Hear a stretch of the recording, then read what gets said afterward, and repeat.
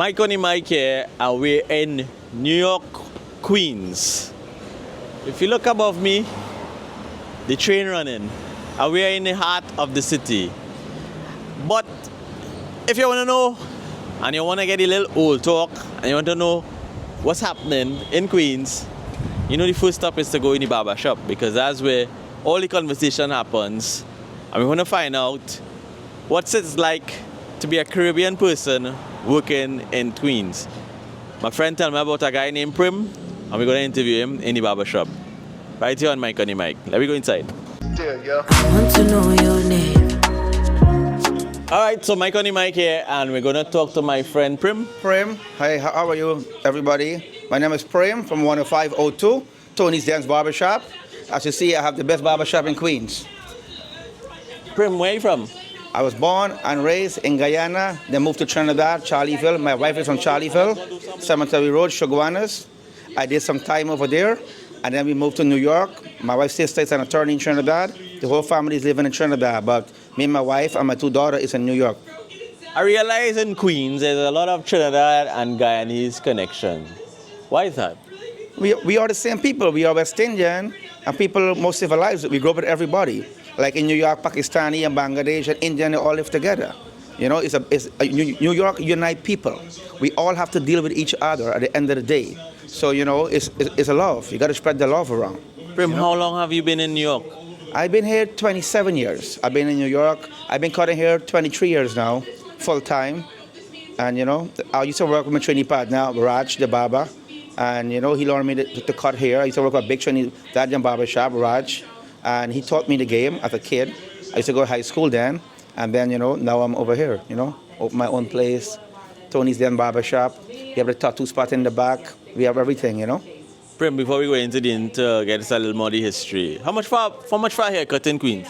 Well, a haircut in Queens is $20. Yeah. I have a special $10. Yeah. See, on Tuesday and Wednesday, Yeah. $10 special.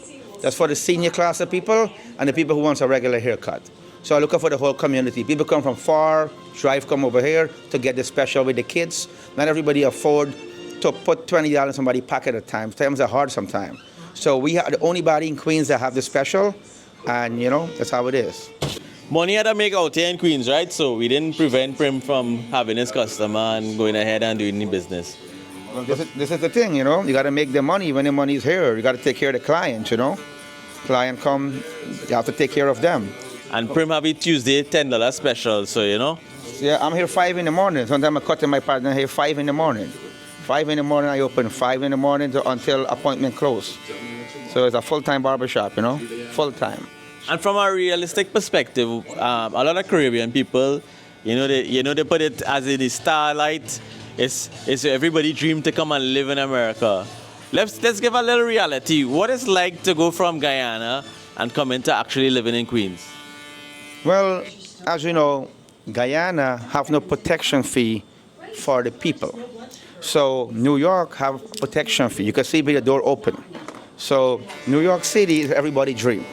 Every Guyanese dream is to come to New York City and live. It's a peace of mind. Your mind is more at peace. The difference between Guyana and Trinidad is that what I see from doing business for 25 years and experience with my customer, every Trinidadian guy will get old, want to move back to Trinidad, and they sell their house, whatever, and they go back to Trinidad to enjoy Trinidad. Guyanese doesn't do that. And when a Guyanese is in New York City, he go back a little on vacation, but he doesn't go back to live full time in Guyana. Because first of all, the medical system is very bad, and number two, after they left for so long, the young people grow up, when they go back, take advantage of them. So that's the difference with Guyana and Trinidad. The basic thing what I saw as a 25-year cutting here, Trinidad people love to go retire. They can't wait to retire and go back home. Guyanese people don't talk about retire and go back home. They retire and they go to Florida, they go to all the islands, Aruba, have fun, come back. Then New York City or Florida, where they have their medical, where they work their whole life. They doesn't have no intention to go back and live full-time in Guyana. The country is not designed for that as yet. Okay. Trinidad is designed for that. That's why Guyana could never be like Trinidad as yet. Guyana don't have no Guyana don't have no footstep as yet like Trinidad. Okay. Never. Not But, so far. but Prim, what would you say was the biggest challenge setting up a business in Queens and getting to this point as a Caribbean person? Well, like I said, I was raised, I used to cut hair at my backyard when I was in high school. I had all them boys just come, we cut some hair and stuff.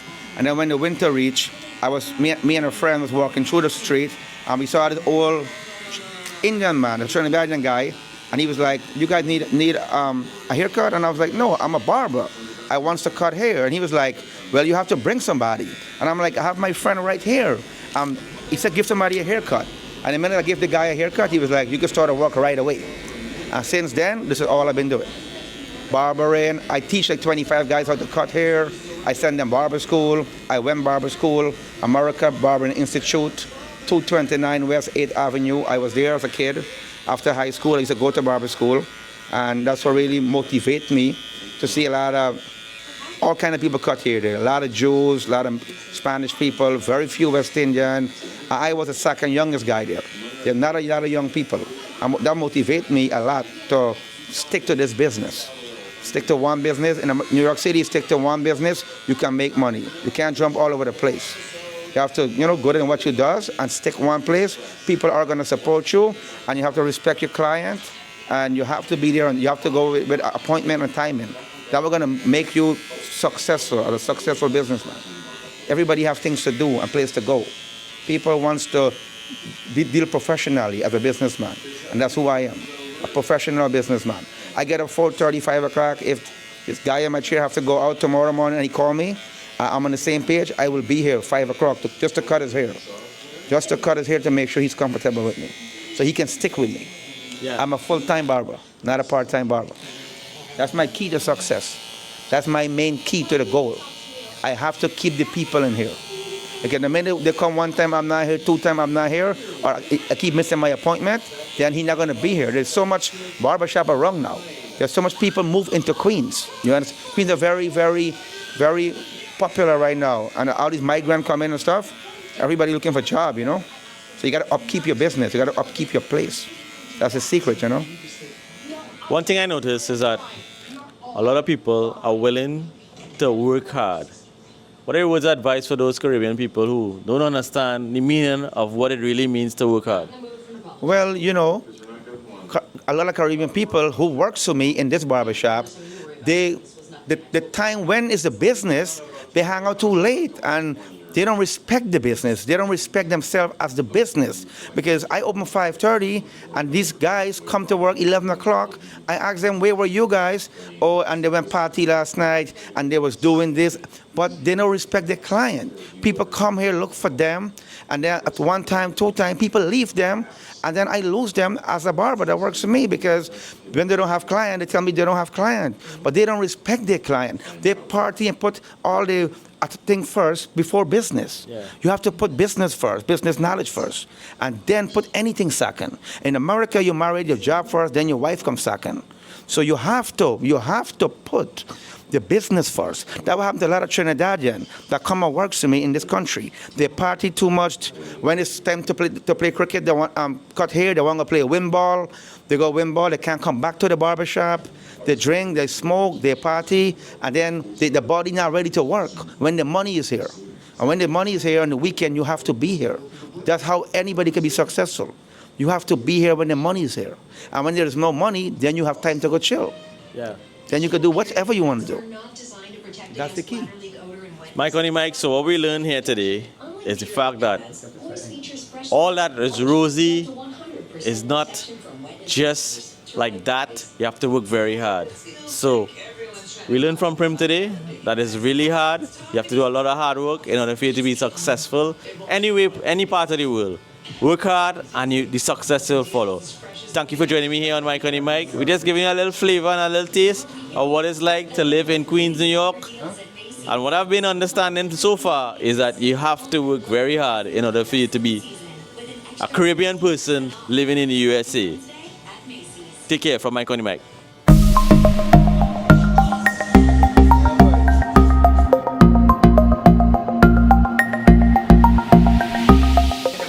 Michael, let's try to pick a little pump.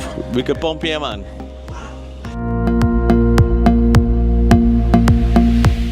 Prim, why you do tattoos in a barbershop? It's a New York thing now. It's a 2-in-1 business. You know, everybody does that now. You know, everybody try to put something else to add the business up, bring the business up. You know, so a lot of places in the Caribbean does it too, and all over the world. They try to do it, put something else into the business. You know, so this is the only thing I could find to put in the business. You know, that people, it's an artist work too. You know, I'm an artist. A designer is an artist too, you know. So it's a connection, you know. It's a more connection, you know. People come cut their hair, they want a tattoo. A lot of people cut their hair, the next thing they want to do is a tattoo because they don't know about tattoo. So when they come and see somebody tattoo and see what's going on, they have the knowledge now to say, I could take one of that. Or the price is not that much. Yeah. So they want to try it. Or the wife want to try it, or the mother want to try it. So, you know, it's a good thing for the community. It's good for community. So everything is here, you know. It's good for the business, you know. Because a lot of competition in Queens. Queens have a lot of competition now. And the key is to keep people here. That's the goal, to keep them. You have to keep the people around, you know. Prim is the ultimate businessman. Way in Trinidad, you can get a haircut and then say, you know what, I feel for a little tattoo vibes, and they sit down in the same chair after and then they get a tattoo. Only in the Prim's Barbershop right here in Queens. Take care for Mike on the mic.